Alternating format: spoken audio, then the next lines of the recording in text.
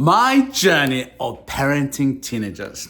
Here's what I want to share you. The good, the bad, the most amazing, and the growth that we get to really see among our kids. For me, before I became a foster parent, I thought I should have a child between 4 and 8. But I never really thought about they grow up. To me, it was like, just 4 or 8.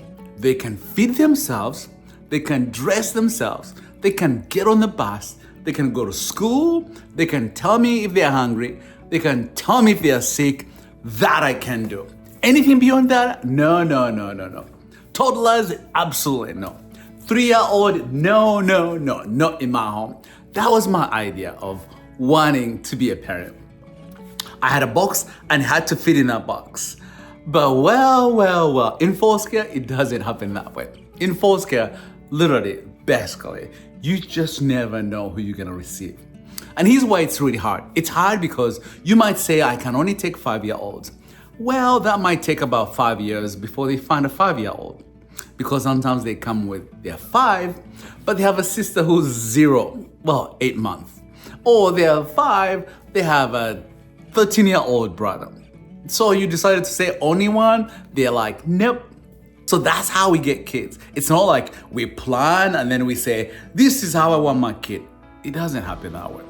Usually it's unplanned. Or you say, okay, I can give them one night. Well, a week comes, the next week, because they can't find where the child to go. And I had to learn really quickly. Once my teens became 13, the behaviors change.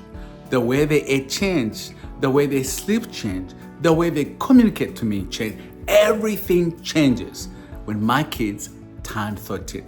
I'm sure many of you are parents, so you know what teenagers looks like. You know, it is crazy. It's really crazy journey. And I got to learn just the way they do things and the way they drive me crazy. You know, so today I have an 18-year-old and I have a 20-year-old.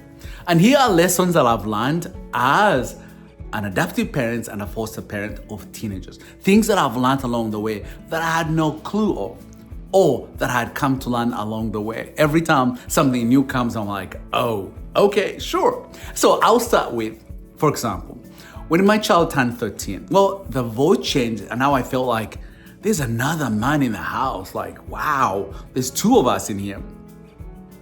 2, the eating habits. You know, they used to eat this little and they used to be picky. Now they eat like hogs. Literally, they eat you like, where is the food going? That was the one challenge. And the third one was the behaviors. The behaviors changed. As a foster parent, I'm trained in one thing, trauma. But when it comes to teenager, it's hard to differentiate between trauma, behavior, disrespectful, hormones. I mean, all of it. It's like hard to really differentiate which one is which, you know? And along the way, I've come to learn, because I know my kids, I've come to learn on how to differentiate all those.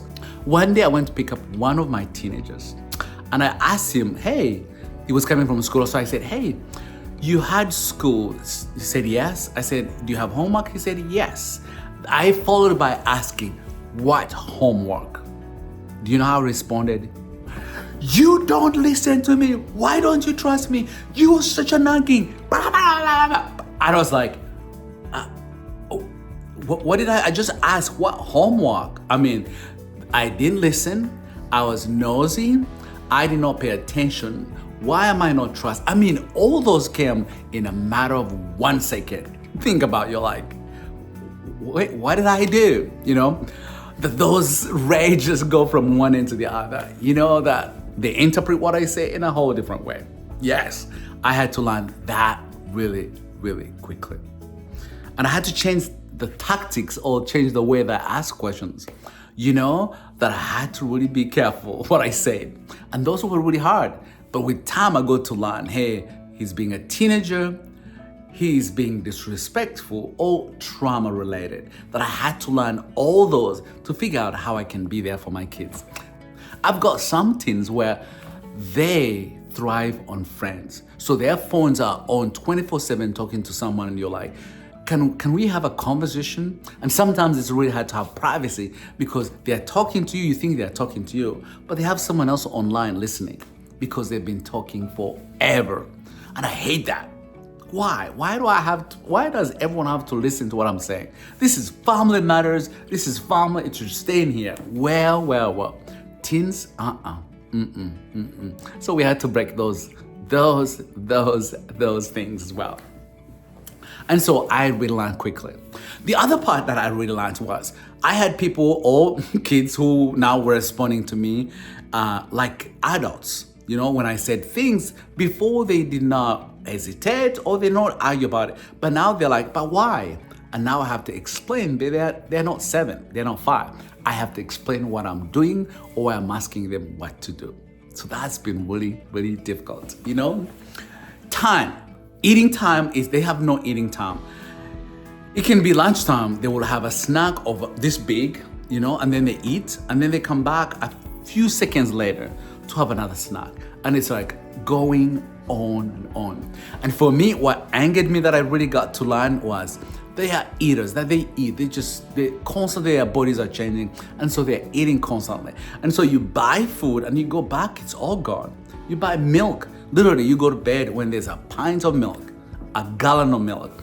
You wake up in the morning, it's all gone, and you're thinking, what happened to the milk? What happened to the milk, And it's really been a challenge. The other thing is that they've learned to be independent. Now they can cook for themselves. Now they can do things.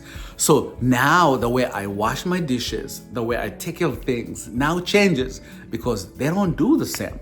They use the dish, but once they use it, they don't clean it. They leave it there. And when I come, I'm like, hey, no. They wash it, but they put it in a place where we can't find it, So like constantly changing. Before I was in charge and I helped them. But now I have to give them the freedom to be on their own, to do things the way they like it or the way they should. And that is always a fun, challenging way. And so it's been really fun, but also challenging. The other part is that they want their privacy. So that means I cannot really go to their room and say, things should be this way, things should be this way. They want to just do the way they do.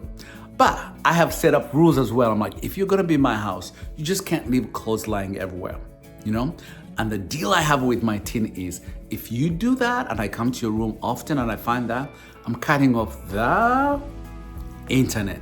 It's my only way that I can survive.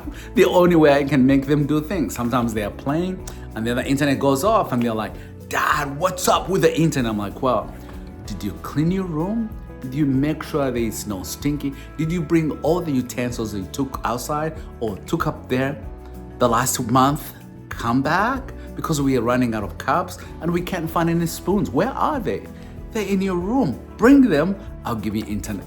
And that has been working, Also, what has been really working is spelling out the consequences and saying, hey, here's what I'm expecting, and we agree to it. And here's what you should do. And when they don't, there are consequences. And that's been really wonderful parenting because I'm able to talk to them. I'm able to say, hey, if this happens, here are the consequences. Do we agree? And that has really, really worked so well, And it's wonderful. Really, a challenge. The other part is friends. You want them to have a normal life. You want them to have friends. So they always have friends. I mean, so many friends for sure. But sometimes they have friends where you're like, who is this?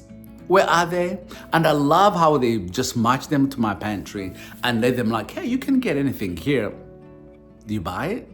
Why? I love their generosity spirit. But boy, when you have 4 or 5 teenagers visiting your home and living in your pantry, there's hardly anything to eat. Really, anything to eat. And I don't want to be that parent who closes and shuts and locks and has the key. No. I just want my kids to have that freedom. And it's always good that they can be kind to others, but also be kind to others as well, who they bring in to say, we feed you. And something maybe hopefully they're learning from me, So it's really cool. The other part that I'm learning now that I have an 18 and 20, yes, you want them to have jobs, which I thought that they can do on their own. Like, hey, find a job, do. But I realized that I still have to participate. My teens don't drive. They're still learning how to drive. So that means we have to drive around to look for jobs, but it's their opportunity to apply for. I can drive them, I can drop them, I can do all that, but it's their job to look for those jobs, apply for those jobs, and make sure that they get those jobs, which is not easy.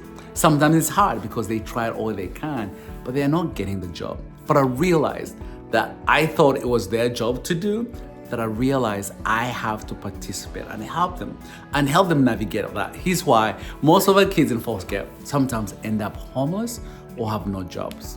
Well, they never had someone to help them navigate. You need a driver's license.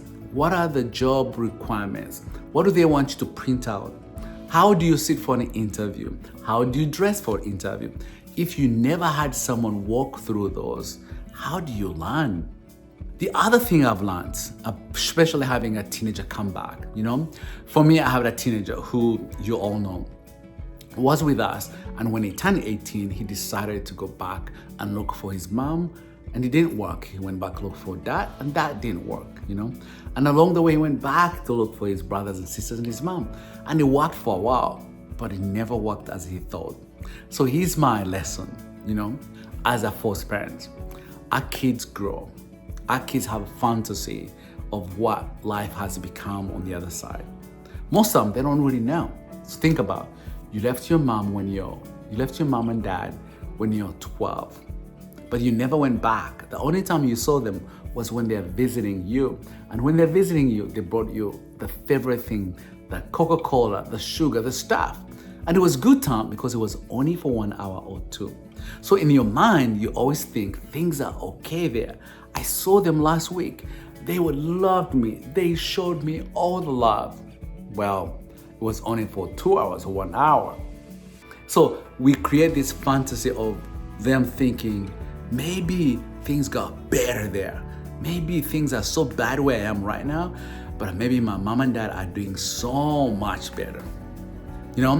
But also because there are restrictions on how they contact their parents. Some don't talk to them, some do. So they have really no knowledge of what's happening on the other side.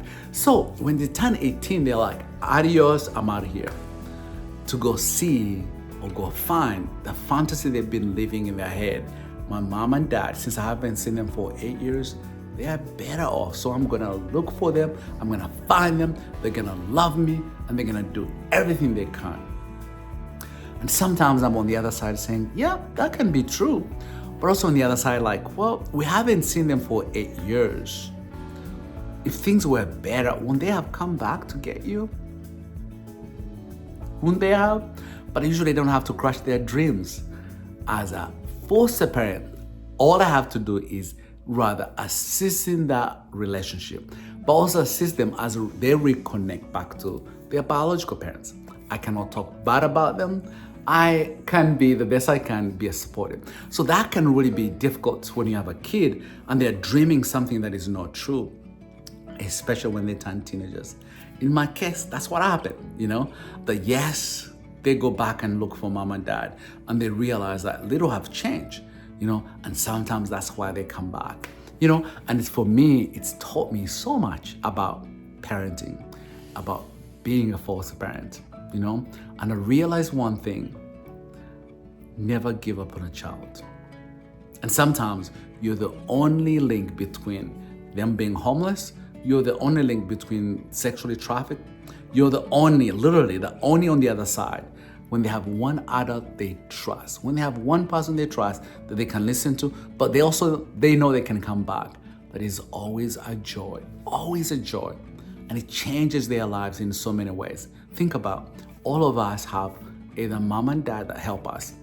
When jobs are not there, they can give you a place to stay. When you're struggling in your relationship, they are there for you. But think about, if you don't have any of that, what do you do? What do you do? So here's what happens to our teens in foster care who are girls. Literally, they say almost 80% of our teens get pregnant the first year when they turn 19. Think about, why does that happen? Well, most time they age out and they have nowhere to go. And they meet these people who promise them earth and, heaven and earth. Hey, we'll take care of you, we'll do this. but most times just use them for the wrong reason. And because they are looking for that relationship, because they're trusting, sometimes they end up with the wrong person. No one was there to prepare them of what the world at the other end. But most of them, there's no adult in their life to say, hey, you're about to get in trouble. The people that you're hanging out with or the people that are pursuing you are wrong people. Most time they don't have that. And that's why it's important for me to receive my kids back and say, hey, no matter what happened, we want to have you back. But it helps you transition the best way you can to your next things you want to do. And that's something I've learned about teens, And here's the fact about foster care with trauma. When you have trauma, when you're 18, emotionally, sometimes you're just 15 years old. So they just send a 15-year-old to live on their own.